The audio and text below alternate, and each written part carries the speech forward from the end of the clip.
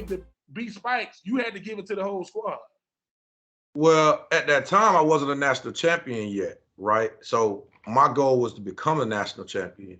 And I think after we took ourselves out of SEC contention that second year is when the light bulb like really went off for me. Like, look, I can't do this. Like this ain't what I came here for, right? So what I had to do is I had to understand what made everybody tick. And some leaders, they're okay with understanding what makes everybody tick. But where they don't get it is they have to give everybody a little bit of piece of themselves and what makes them go, right? So I did things to connect with different groups of people because we had a bunch of little subgroups at Florida. And Irvin would talk about it all the time. He put together a leadership group which had all of the biggest influencers on the team. These wasn't the best players. These were just the most influential people on the team. So sometimes, it's unfortunate. Sometimes the people with influence ain't always your best players, right? Yep. You have guys that play really good, but they want to play, and that's what they do. They don't have much influence over their room or over the people that they're hanging with. So we had different subgroups. We had the country boys that were going frog gigging, were catching hogs and doing the cow tipping and that kind of thing. And I realized, like, look, I'm a city boy, but I have to spend time with them.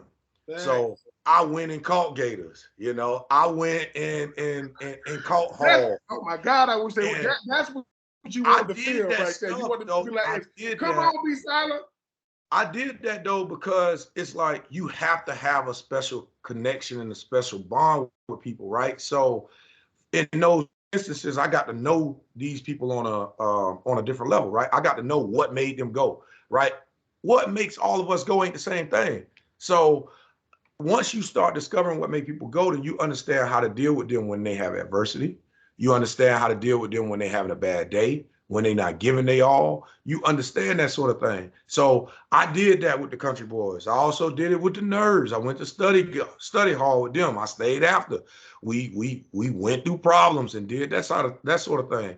So every different little subgroup I went into, I started understanding what made them go, what was important to them. When they had bad days, what was wrong with them and how to get them out of that bad day, right?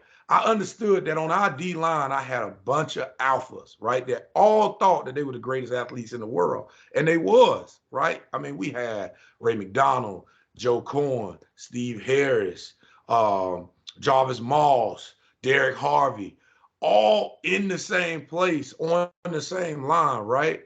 But before the year before, when we practiced, they wouldn't run all the way to the ball. So this is just one little example, right? They all thought that they were faster than each other, right? And I thought that I was faster than all of them. So one day in practice, I just hit them with, "Hey man, I know Jarvis, really want to be better than Ray, right?" So I said, "Ray, I know you, man. I know you the fastest dude on this D line, right? So, you gonna get to the ball every time. But everybody try to get to the ball as fast as Ray." And John was like, "Fastest?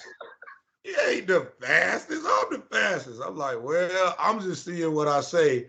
And coach had already had a talk with me about having to find some way to get everything out of the guys in practice so that we can practice like it's the game. So it's just a routine in our head. So by doing that, I created a scenario where, look, we're gonna keep points on who get to the ball, who get to the ball first, no matter what happens in the play. It could be a fly, it could be a dead ball, whoever gets to the ball first. So it's crazy because we were watching film the next day, and you see Chris Lee drop back and throw a ball to Dallas, a deep ball all the way down the field. Okay, Dallas caught the ball, and on the film, it's still recording as Dallas is turning around to come back.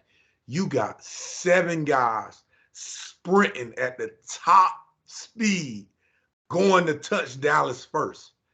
And when you see that on film, the coach like, "What is going on here?"